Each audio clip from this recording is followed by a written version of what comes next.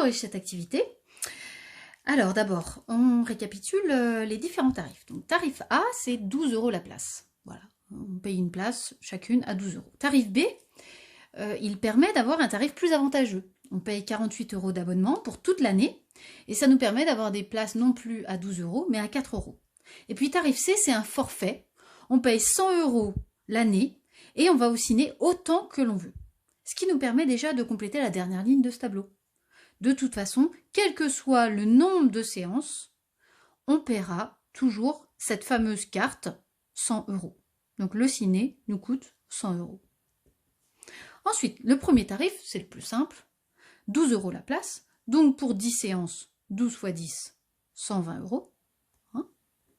12 x 10. Pour 16 séances, 12 x 16, ce qui donne 192. Pour 20 séances, 12 x 20, ce qui donne 240 €. Et le tarif B, c'est celui où on paye un abonnement, une carte en fait de fidélité presque, à 48 € pour toute l'année, et ça nous permet d'avoir des places à seulement 4 € au lieu de 12. Donc, pour 10 séances, il faut compter l'abonnement, 48 €, plus 10 séances à 4 €, ce qui nous fait un total de 88 €. Même chose pour 16 séances, on paye l'abonnement 48 €, plus 4 fois 16, ce qui nous donne un total de 112 €. Et même chose, 20 séances, toujours cet abonnement à 48 €, plus 4 fois 20, ce qui nous donne un total de 128 €. Voilà pour le tableau. Dans la question B, Jeanne et Hugo ont choisi le tarif B, tous les deux, c'est-à-dire que ce tarif B donne droit à des places à 4 € seulement. Donc si Jeanne a vu 3 séances de plus que Hugo, elle a payé 3 séances multipliées par 4 €, c'est-à-dire 12 € de plus. Je vous laisse écrire une phrase réponse. Petit c.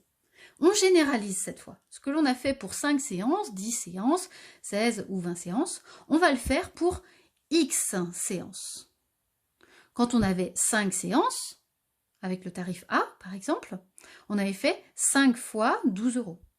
Mais là, avec X, c'est exactement la même chose. On introduit une fonction qu'on appelle F pour le tarif A, et F de X, en fait, ça correspond au tarif que l'on paye pour X séances.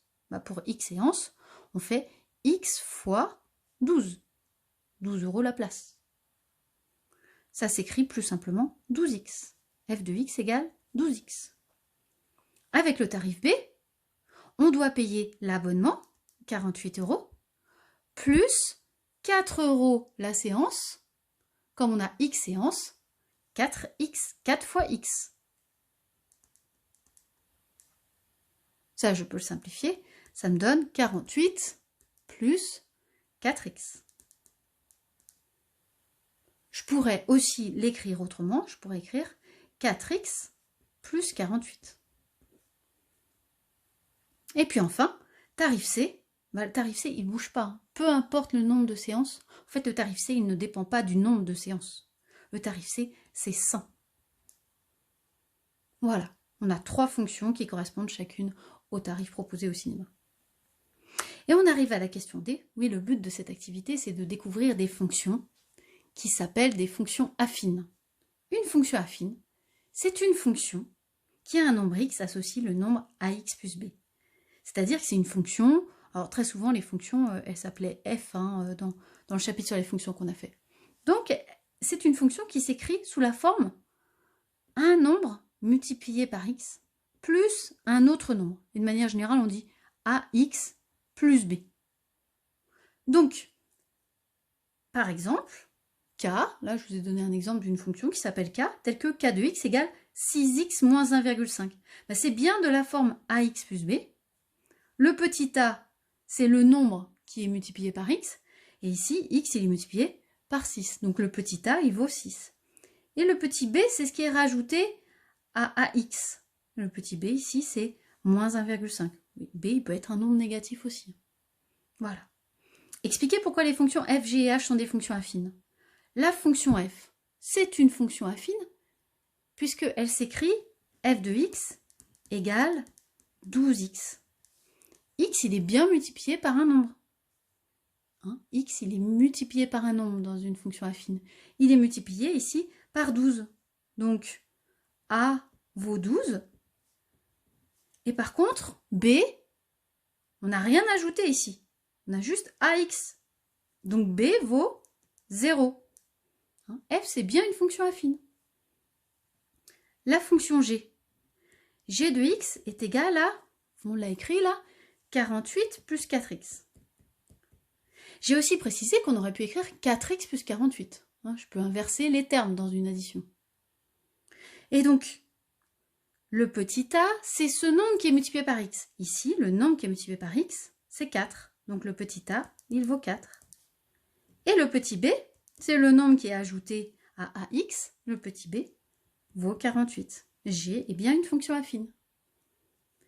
Et enfin, la fonction h. H de x égale 100. Alors ça, c'est un cas particulier de fonction affine parce que cette fonction, elle ne dépend pas du nombre de séances, elle ne dépend pas de x. Ici, il n'y a pas de nombre qui est multiplié par x. Enfin, si, il y en a un, mais qui a fait disparaître les x. Le nombre qui est multiplié par x ne donne plus du tout de x, bah c'est 0. Ici, le petit a, il vaut 0. On a 0x. Plus b, et le b vaut 100. Ça, c'est un cas particulier de fonction affine. On appelle ça une fonction constante. Voilà. Voilà pour cette activité. Donc, ce qu'il faut retenir absolument, c'est ce qu'est une fonction affine. Une fonction affine, c'est une fonction qui a un nombre x, associe le nombre ax plus b. C'est toujours de la forme ax plus b. Mais a et b peuvent prendre n'importe quelle valeur, y compris 0.